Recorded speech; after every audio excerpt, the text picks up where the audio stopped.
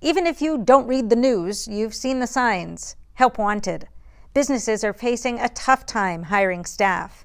During the pandemic, workforce participation was low and it still hasn't fully recovered.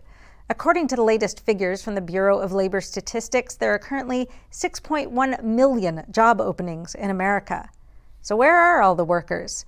There are a lot of explanations. A big one for women is that many had to stay home to look after kids in Zoom school. Some people figured out how to work for themselves. Others are holding out for jobs with higher pay or more flexibility. Some people stopped work to reskill, and some analysts say that low rates of legal immigration are to blame. But there's one very interesting phenomenon uncovered by analysts at the National Bureau of Economic Research: substance abuse. We're joined now by Jeremy Greenwood, a professor of economics at the University of Pennsylvania and co-author of the very revealing paper, Substance Abuse During the Pandemic, Implications for Labor Force Participation. Jeremy, welcome. Well, thanks for having me on The Nation Speaks.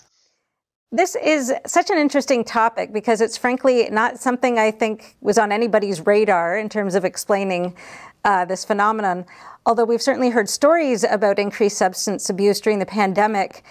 What were the high-level findings? What did you discover in this research?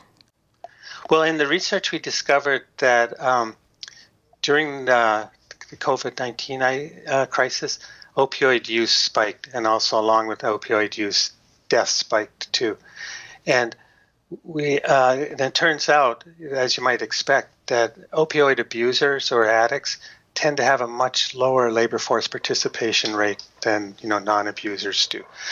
So then we thought it would be interesting to see how much the increase in opioid use contributed to the fall in labor force participation during the pandemic. We found that increased opioid use accounted for roughly 25% of the drop in labor force participation, which is a pretty big number. And the drop was bigger for the non-college educated versus the college educated, as you might expect. 25%, that is a huge number. That's 20, yeah, just to be clear, it's 25% of the drop. The lower end of the range would be 9%. So the range spans from 9% up to, over 26%. And to what extent has this recovered in the last, I think your study period ended June 2021. So to what extent has that recovered as the labor force has somewhat recovered?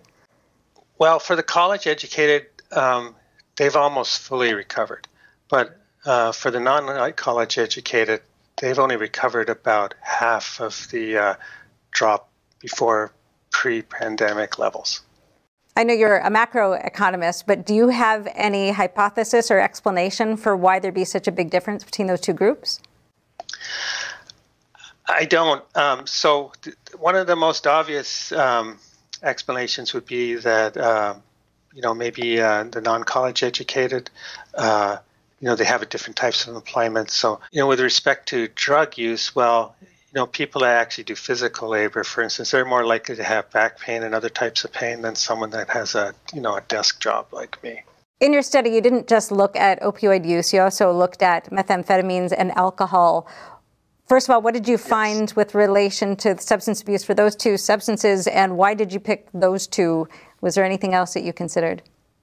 Yeah, well, like you said, we considered opioids, meth, and alcohol. So, obviously before the pandemic, people died from opioid use, they died from meth use, and they died from alcohol. So again, what you have to do is you have to look in the trend of deaths in opioids, alcohol, or meth, and then you try to estimate the difference from the trend, and that's called excess deaths.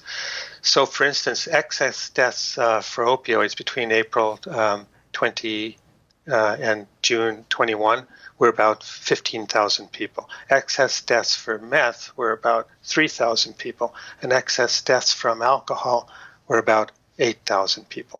But the interesting thing, again, for the study is that both opioid users and meth users are much less likely to be employed than a non-user.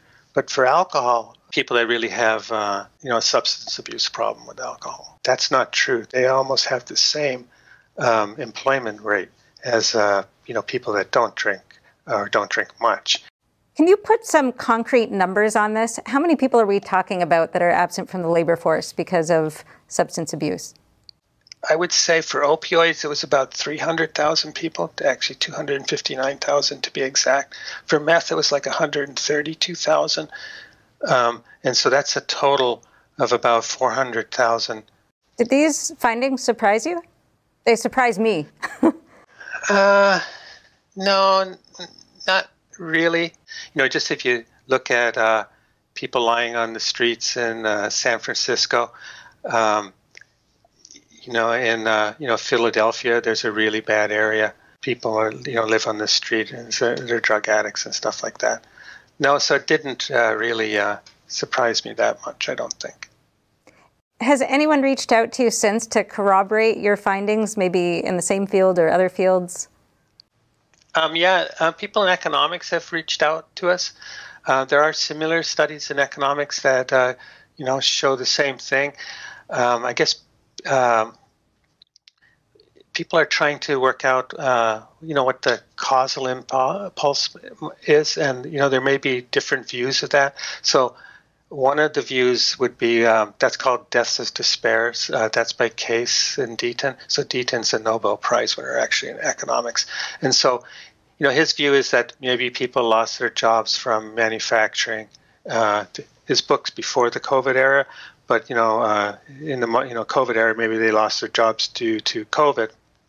And due to, the despair of being unemployed, they increased their opioid use or, meth use. So that's like one story. And, from a economic perspective, we